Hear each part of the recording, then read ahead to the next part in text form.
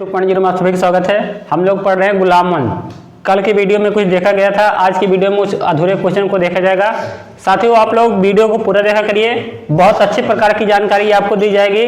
Channel को subscribe कीजिएगा, इस चैनल पर आप नए हैं ध्यान देंगे। आज हम लोग पढ़ रहे हैं गुलामवंश के कुछ और हिस्से, पॉइंट ध्यान देंगे। कल हम लोग पढ़े थे रजिया सुल्तान के बारे में, इसके पहले पढ़े थे रजिया सुल्तान के बारे में, उसके पहले रजिया सुल्तान के पिता के बारे में पढ़े थे, उनके पिता के इतिहास के बारे में जानकारी। इसके बाद गुलामवंश के संस्थापक के बारे में जानकारी। इसके बाद मोहम्मद गोरी के बारे में जानकारी। ये सभी जानकारी हम लोग पीछे पढ़ चुके हैं। अगर आप इस चैनल पर नए हैं तो आप जाकर के प्ले लिस्ट में जीके का आप प्ले लिस्ट खोलेंगे तो वहां आपको मिलेगा। साथ ही आज हम लोग को पढ़ना है रजिया सुल्तान के बाद का पॉइंट। तो रजिया सुल्तान का शासनकाल आप जानते हैं 1236 से 1240 तक चलता है। तो रजिया सुल्तान के बाद क्या होता है, बहराम शाह राजा बनते हैं। और बहराम शाह का शासनकाल बहुत अच्छा खासा नहीं रहता है। बहराम शाह का शासनकाल 1240 से 1242 ईस्वी तक बहराम शाह जो रहते हैं दिल्ली की राजगद्दी पर शासन चलाते हैं। लेकिन बहराम शाह का शासन जो रहता है वो दिल्ली की गद्दी पर कोई विशेष प्रभाव नहीं छोड़ पाता है। तो होता क्या है, 2 साल के बाद बहराम शाह को क्या कर देते हैं, हटा करके 40 जो तुर्क सरदारों का गठन किया गया था इल्तुतमिश के द्वारा, वो 40 तुर्क सरदार क्या करते हैं, बहराम शाह को हटा करके अलाउद्दीन मसूद शाह को क्या करते हैं, राजा नियुक्त करते हैं। साथियों, होता क्या है, अलाउद्दीन मसूद शाह एक अच्छे खासे बढ़िया राजा तो रहते हैं, लेकिन ये भी क्या कहते हैं, उतना अच्छा नेतृत्व प्रदान नहीं कर पाते हैं। ठीक है। इल्तुतमिश के एक गुलाम रहते हैं, इल्तुतमिश के गुलाम का नाम रहता बलबन। इल्तुतमिश के गुलाम रहते बलबन।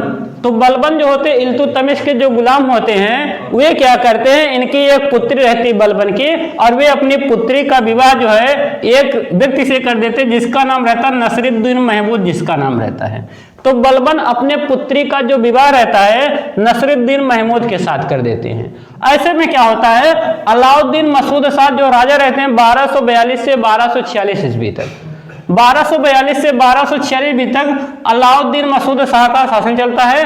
अलाउद्दीन मसूद शाह क्या कहते हैं, जो बलबन थे इल्तुतमिश के गुलाम थे उन्हें क्या करते हैं, अमीर हाजिम का पद देते हैं। तो बलबन को अमीर हाजिम का पद देते हैं। तो बलबन क्या करते हैं, तो इस प्रकार क्या होता, बलबन जो होते हैं, बलबन का बड़े बड़े जो 40 तुर्क सरदार थे उनसे क्या होता, बलबन का तालमेल बहुत अच्छा हो जाता है। तो जब बलबन का तालमेल बहुत अच्छा हो जाता है तो बलबन क्या करते हैं, बहुत चालाकी के साथ क्या करते हैं, अलाउद्दीन मसूद शाह को क्या करते हैं, चालाकी दिखा करके अलाउद्दीन मसूद शाह को हटा देते हैं और अपने दामाद नसरुद्दीन महमूद को राजा बनवा देते हैं।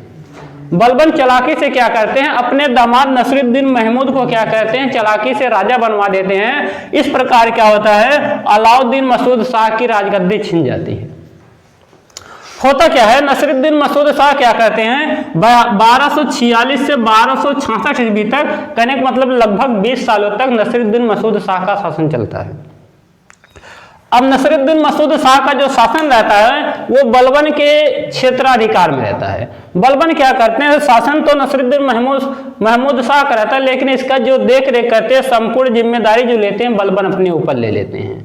बलबन एक पराक्रमी और साहसी व्यक्ति थे, इसलिए क्या करते हैं, बलबन संपूर्ण जिम्मेदारियों को ले लेते हैं। और नसरुद्दीन मसूद शाह क्या रहते हैं, राजा तो बने रहते हैं, लेकिन फिलहाल उनका कोई उतना अस्तित्व नहीं रहता है। ठीक है।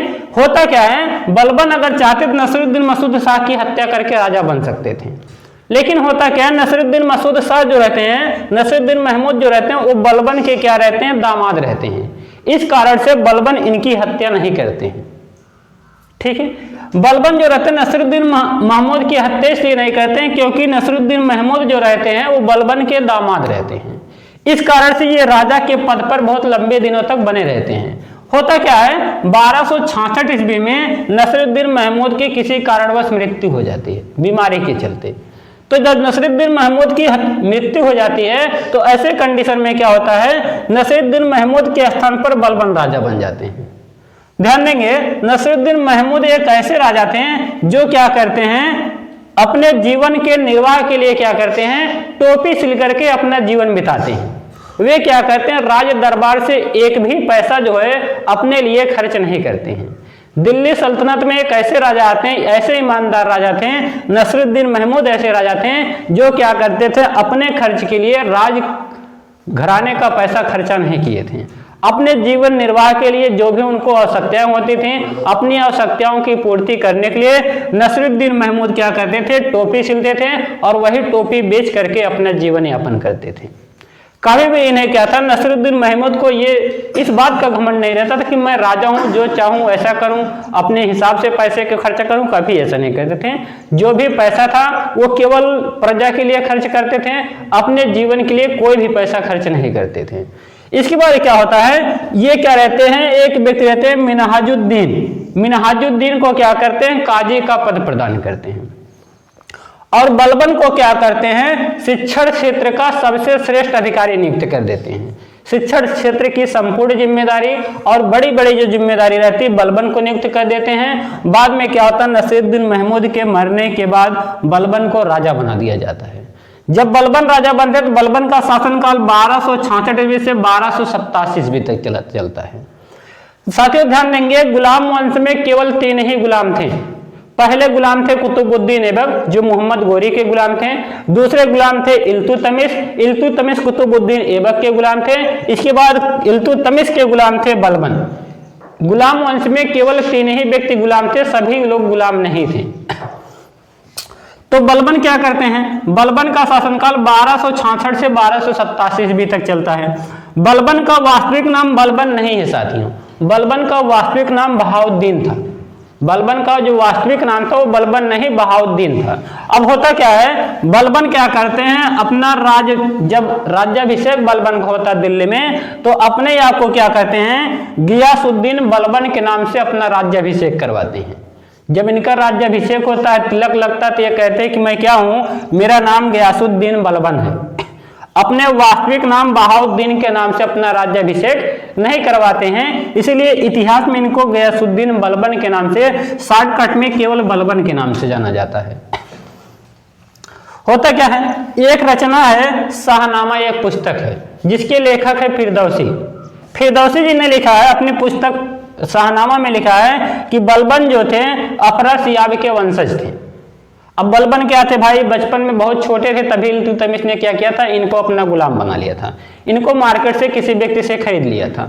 तो भाई अब बलबन जब छोटे से रहते, बच्चा रहते, इनको अपने बारे में कोई जानकारी पता नहीं रहती है।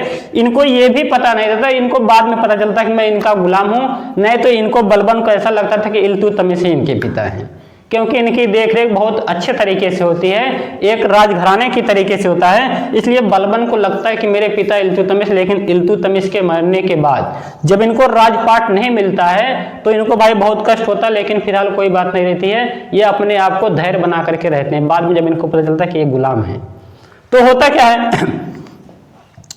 फिर होता क्या है, गियासुद्दीन बलबन जो थे ये क्या करते हैं, बहुत अच्छे तरीके से राजपाट चलाते हैं। जब राजपाट चलाते हैं तो इनके समय में बहुत से लोग क्या करते हैं, इन पर आक्रमण भी करते हैं। जिनमें पहला आक्रमण होता है मंगोलों का आक्रमण होता है।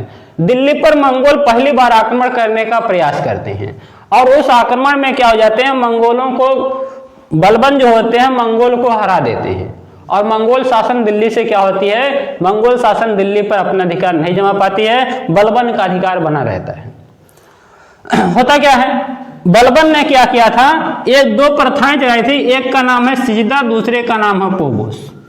सिजदा एवं पोगोस प्रथा का जो प्रचलन किया वो बलबन ने किया। सिजदा क्या था, सिजदा था सर झुकाकर नमस्कार करना। शासन जो होते थे, शासक को क्या करते थे, सिर झुका करके नमस्कार करना। और पोगोस क्या करते थे, हाथ को स्पर्श करके ऐसे कुछ करके शासन को क्या करना, राजा को सम्मान देना।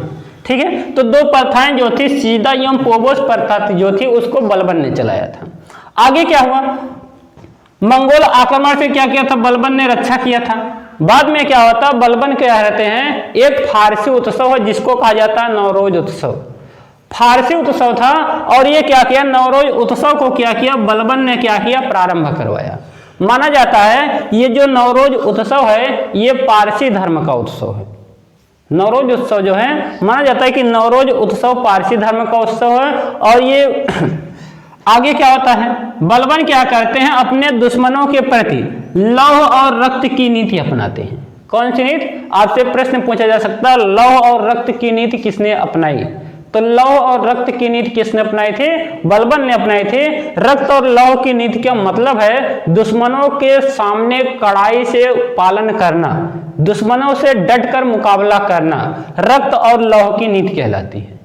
इसका आगे क्या हुआ, रक्त और लौह की नीति किसने अपनाई? बलबन ने अपनाई। होता क्या है, इन्हीं के शासनकाल में, बलबन के शासनकाल में ही एक बंगाल के शासक रहते हैं जिनका नाम रहता है तुगरिल खां। जिनका नाम रहता है तुगरिल खां क्या करते हैं, तुगरिल खां को लगता है कि बलबन जो है एक कायर राजा है। उनके बलबन के बारे में जानकारी नहीं रहती तुगरिल खां को, तभी क्या कर देते हैं, दिल्ली का शासन इनको, बंगाल के जो शासक रहते तुगरिल खां रहते, इनको दिल्ली के शासन से अत्यंत प्रेम हो जाता है और ये दिल्ली पर आक्रमण कर देते हैं। तो होता क्या है, बलबन एक शक्तिशाली राजा था और वो क्या करता है, तुगरिल खां को क्या करता है, मारकर भगा देता है। फिलहाल तुगरिल खां की हत्या नहीं करते हैं बलबन।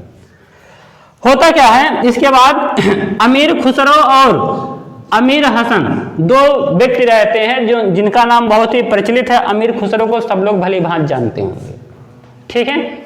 अमीर खुसरो और अमीर हसन जो थे ये दो दरबारी कवि थे और किसके राज्य में रहते थे? बलबन के राज्य में रहते। ऐसा माना जाता है कि अमीर खुसरो जो हैं लगभग 8 राजाओं के शासनकाल में अपना जीवन बिताए। सबसे अधिक जीवन काल बिताने वाले अमीर खुसरो जो हैं, अमीर खुसरो को माना जाता है कि लगभग 8 राजाओं के शासनकाल में जीवन बिताए। बलबन से पहले इनके एक बेटे रहते हैं जिनका नाम रहता है मोहम्मद खां। बलबन के बेटे का नाम रहता है मोहम्मद खां।